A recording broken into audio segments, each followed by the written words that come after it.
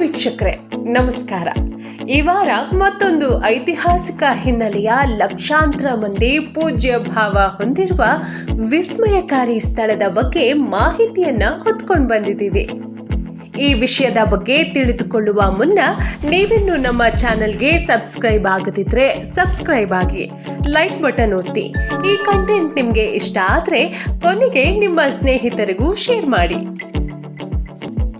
ಸ್ನೇಹಿತರೆ, ನೀವು ದೇಶದ ಯಾವ ಮೂಲೆಗೆ ಹೋದ್ರೂ ಅಲ್ಲಿನ ಒಂದೊಂದು ಕಲ್ಲು ಒಂದೊಂದು ಕತೆ ಹೇಳುತ್ತೆ. ಬಹುತೇಕ ಪ್ರದೇಶಗಳಿಗೆ ಐತಿಹಾಸಿಕ ಹಿನ್ನೆಲೆಗಳು ಇವೆ. ಕೆಲವೊಂದು ಸ್ಥಳಗಳು ನಮ್ಮ ಆಲೋಚನೆಗಳನ್ನ ಮತ್ತೊಂದು ಲೋಕಕ್ಕೆ ಕರೆದೊಯ್ಯುವ ಜೊತೆಗೆ ವಿಸ್ಮಯಕಾರಿ ಸಂಗತಿಗಳು ಒಂದೊಂದಾಗಿ ಬಿಚ್ಚಿಡುತ್ತವೆ. ನಾವು ಇವತ್ತು ನಿಮಗೆ ಅಂಥದ್ದೇ ವಿಸ್ಮಯಕಾರಿ ಐತಿಹಾಸಿಕ ಹಿನ್ನೆಲೆಯ ಪುಣ್ಯ ಕ್ಷೇತ್ರವನ್ನ ತೋರಿಸ್ತೇವೆ.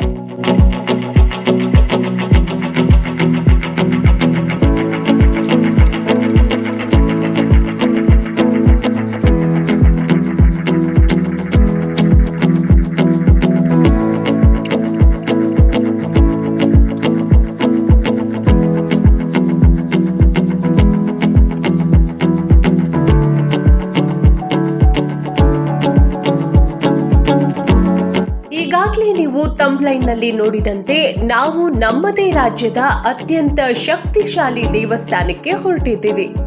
ಮಲೆನಾಡು ಭಾಗದಲ್ಲಿ ಈ ಪುಣ್ಯ ಕ್ಷೇತ್ರಕ್ಕೆ ಹೋಗದವರಿಲ್ಲ. ಆಸ್ತಿಕ ಜನರು ಈ ಪುಣ್ಯ ಕ್ಷೇತ್ರದ ಹೆಸರನ್ನ ಕೇಳದೆ ಇರಲು ಸಾಧ್ಯವಿಲ್ಲ. ಹೌದು, ನಾವು ಇವತ್ತು ನಿಮಗೆ ತೋರಿಸುವ ಸ್ಥಳ ನಂಬಿದ ಭಕ್ತರನ್ನ ಸಲಹುವ, ಕಣ್ಣೀರಿಟ್ಟು ಬಂದವರನ್ನ ಕಾಪಾಡುವ, ಶರಾವತಿ ನದಿಯ ಮಡಿಲಿನಲ್ಲಿ ನೆಲೆ ನಿಂತ ಶಕ್ತಿ ದೇವತೆ ಸಿಗಂದೂರು ಚೌಡೇಶ್ವರಿ ಮಾತೆಯ ಪುಣ್ಯಕ್ಷೇತ್ರವನ್ನ.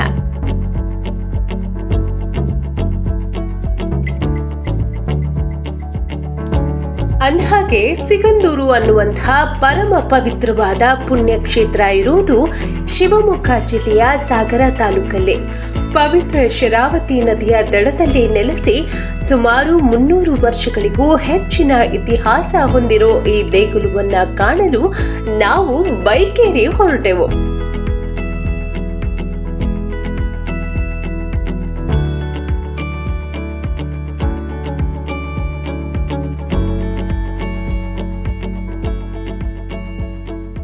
ಸಿಗಂದೂರು ದಾರಿಯಲ್ಲಿ ಹೊರಟ ನಮಗೆ ಮೊದಲು ಕಾಣಲು ಸಿಕ್ಕಿದ್ದೇ ಐತಿಹಾಸಿಕ ಹಿನ್ನೆಲೆಯ ಶಿವಪ್ಪ ನಾಯಕ ಕೋಟೆ.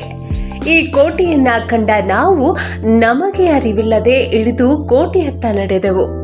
ನಮ್ಮ ಕನ್ನಡ ನಾಡಿನ ಇತಿಹಾಸವನ್ನ ಸಾರುವ ಇಂಥ ಐತಿಹಾಸಿಕ ಕೋಟೆ ನಮ್ಮ ಕಣ್ಮುಂದೆ ಇದ್ರೂ ನಾವದನ್ನ ನೋಡದಿದ್ರೆ ನಿಜಕ್ಕೂ ಏನೋ ಕಳೆದುಕೊಂಡ ಭಾವ ನಮ್ಮನ್ನ ಕಾಡ್ತಿತ್ತು. ಅಂದಹಾಗೆ ಈ ಶಿವಪ್ಪ ನಾಯಕನ ಕೋಟೆ ಶಿವಮೊಗ್ಗ ಜಿಲ್ಲೆಯ ಹೊಸ ನಗರದಿಂದ 19 ಕಿಲೋಮೀಟರ್ ದೂರದ ನಗರ ಪಟ್ಟಣದಲ್ಲಿದೆ. ಇದು ಕೆಳದಿ ರಾಜರ ಕೊನೆಯ ರಾಜಧಾನಿಯಾಗಿತ್ತು. ಶಿವಪ್ಪ ನಾಯಕನ ಬಿದನೂರು ಸಾಮ್ರಾಜ್ಯ ಎಂದು ಹಿಂದೆ ಕರೆಯಲ್ಪಡ್ತಿದ್ದ ಈ ನಗರವು 17ನೇ ಶತಮಾನದ ಆರಂಭದ ಕೋಟೆಯನ್ನ ಹೊಂದಿದೆ. ಇದು ಮಲೆನಾಡು ಪ್ರದೇಶದ ಒಳಭಾಗದಲ್ಲಿದ್ದು ಸುಂದರವಾದ ನೈಸರ್ಗಿಕ ಸೌಂದರ್ಯವನ್ನ ಹೊಂದಿದೆ. ಮಳೆಗಾಲದಲ್ಲಿ ಇದು ಲಿಂಗನಮಕ್ಕಿ ಜಲಾಶಯದ ಹಿನ್ನೀರಿನಿಂದ ಸುತ್ತುವರೆದಿರುತ್ತೆ. ಪುರಾತತ್ವ ಇಲಾಖೆಯಿಂದ ಸಂರಕ್ಷಿಸಲ್ಪಟ್ಟ ಈ ಕೋಟೆಗೆ ಒಂದು ಬಾರಿಯಾದರೂ ತಪ್ಪದೆ ಭೇಟಿ ನೀಡಿ. ಸ್ನೇಹಿತರೆ, ಈ ನಗರ ಕೋಟೆ ಕೆಳದಿ ರಾಜವಂಶದ ವೀರಭದ್ರ ನಾಯಕ ಕೆಳದಿಯ ಮೂಲ ರಾಜಧಾನಿ ಇಕ್ಕೇರಿಯನ್ನ ಬಿಜಾಪುರ ಸುಲ್ತಾನರಿಂದ ಯುದ್ಧದಲ್ಲಿ ಕಳೆದುಕೊಂಡಾಗ 16ನೇ ಶತಮಾನದಲ್ಲಿ ಈ ಕೋಟೆಯನ್ನ ನಿರ್ಮಿಸಿದ. ವೀರಭದ್ರ ನಾಯಕನ ನಂತರ ಶಿವಪ್ಪ ನಾಯಕನು ಈ ಕೋಟೆಯನ್ನ ಅಭಿವೃದ್ಧಿಪಡಿಸಿದ ಎಂಬುದು ಐತಿಹಾಸಿಕ ಆಕರದಿಂದ ತಿಳಿದುಬರುತ್ತೆ. ಕ್ರಮೇಣ ಈ ಕೋಟೆಯು ಹೈದರ್ ಅಲಿ ವಶ ಪಡೆದ ನಂತರ ಹೈದರ್ ನಗರ ಎಂಬ ಹೆಸರಿನಿಂದಲೂ ಕರೆಯಲ್ಪಟ್ಟಿತ್ತು. ಈ ಕೋಟೆಯಲ್ಲಿ ಮುಖ್ಯವಾಗಿ ಅರಮನೆಯ ಅವಶೇಷಗಳು, ಶಿವಪ್ಪ ನಾಯಕನ ದರ್ಬಾರ್ ಅಡಿಪಾಯ, ಕಾವಲು ಕೊಠಡಿಗಳು, ಬಾವಿಗಳು, ವೀಕ್ಷಣಾ ಗೋಪುರ, ಪಿರಂಗಿ ಹಾಗೂ ಇನ್ನೂ ಮುಂತಾದ ಪ್ರಾಚ್ಯ ಅವಶೇಷಗಳನ್ನ ಇಂದಿಗೂ ಕಾಣಬಹುದು. ಪ್ರಾಚೀನ ಕಾಲದಲ್ಲಿ ಬಿದನೂರಿನ ರಾಜಮನೆತನದವರು ಸ್ನಾನಕ್ಕೆ ಇಲ್ಲಿನ ಕೊಳಗಳನ್ನ ಬಳಸ್ತಿದ್ರು ಅಂತಾನೂ ಹೇಳಲಾಗುತ್ತೆ. ವೀಕ್ಷಕರೇ, ನಾವು ಕೋಟೆಯನ್ನ ನೋಡಿದ ನಂತರ ಮತ್ತೆ ಸಿಗಂದೂರು ಕ್ಷೇತ್ರಕ್ಕೆ ಪ್ರಯಾಣ ಬೆಳೆಸಿದ್ವಿ.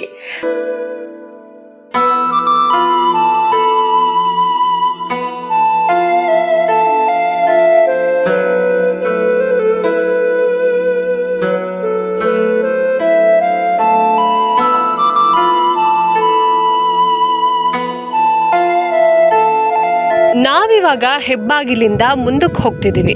ಯಾಕಂದ್ರೆ ಸಾಗರದಿಂದ ಕೂಡ ಈ ದೇವಸ್ಥಾನಕ್ಕೆ ಬರಬಹುದು. ಲಾಂಚ್ ಮೂಲಕ ದಾರಿ ಕೂಡ ತೋರಿಸ್ತೀವಿ ನೋಡಿ. ಸಿಗಂದೂರು ದೇವಿಯ ದರ್ಶನ ಪಡಿಬೇಕಾದ್ರೆ ರಸ್ತೆ ಮೂಲಕ ಬರುವುದು ಒಂದು ಅನುಭವ ಆದರೆ ಇನ್ನೊಂದು ಎಲ್ಲೂ ಇಲ್ಲದ ಸಿಗಂದೂರಲ್ಲಿ ಮಾತ್ರ ಕಾಣಸಿಗುವ ಲಾಂಚ್ ಸೌಲಭ್ಯ. ಲಿಂಗನಮಕ್ಕಿ ಅಣೆಕಟ್ಟಿನಿಂದ ಹಿನ್ನೀರಿನಿಂದ ಆವೃತಗೊಂಡಿರುವ ಸಿಗಂದೂರು ಕ್ಷೇತ್ರಕ್ಕೆ ನೀವು ಆಗಮಿಸಬೇಕಾದ್ರೆ ಲಾಂಚ್ ಮೂಲಕ ಬರಬೇಕು. ಪ್ರಕೃತಿಯ ಮಧ್ಯೆ ಆವೃತವಾಗಿರುವ ಹಚ್ಚ ಹಸಿರಿನ ಸಿಗಂದೂರು ಮಣ್ಣಿನ ಹಿರಿಮೆಯನ್ನ ಮತ್ತಷ್ಟು ಮೇಲಕ್ಕೆ ತಂದಿರೋದು ಇದೇ ಲಾಂಚ್ ಸೌಲಭ್ಯ. ಇಂತಹ ಸುಂದರ ಅನುಭವವನ್ನ ಹೇಳಿದ್ರೆ ಸಾಲದು, ಅದನ್ನ ನೀವು ಅನುಭವಿಸಿದ್ರಷ್ಟೇ ಇಂಥದ್ದೊಂದು ಸೊಗಸಾದ ಪ್ರಯಾಣ ಪೂರ್ಣಗೊಳ್ಳಲು ಸಾಧ್ಯ.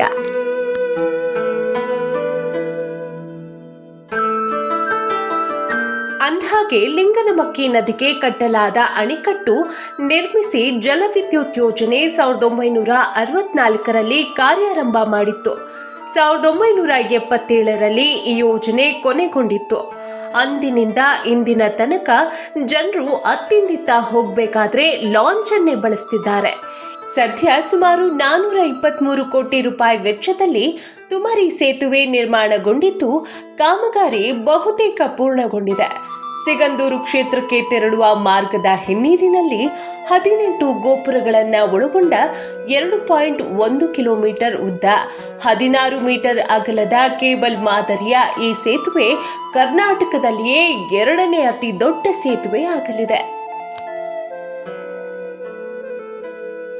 ಈ ಅಣೆಕಟ್ಟು ನಿರ್ಮಾಣದಿಂದ ಸಾಗರ ತಾಲೂಕು ಒಂದರಲ್ಲೇ ಬರೋಬ್ಬರಿ 99 ಗ್ರಾಮಗಳು ಮತ್ತು ಹೊಸನಗರ ತಾಲೂಕಿನಲ್ಲಿ 64 ಗ್ರಾಮಗಳು ಮುಳುಗಡೆಯಾಗಿವೆ. ಆದರೆ ಶರಾವತಿ ಮುಳುಗಡೆ ಸಂತ್ರಸ್ತರಿಗೆ ಆಗಬೇಕಾಗಿದ್ದಂತಹ ಪುನರ್ವಸತಿ ಯೋಜನೆ ಇನ್ನೂ ಕೂಡ ಆಗಿಲ್ಲ ಅನ್ನೋದು ಬೇಸರದ ಸಂಗತಿ. ಇದಕ್ಕಾಗಿ ಹೋರಾಟಗಳು ಇಂದೂ ಕೂಡ ನಡೀತಲೇ ಇದೆ.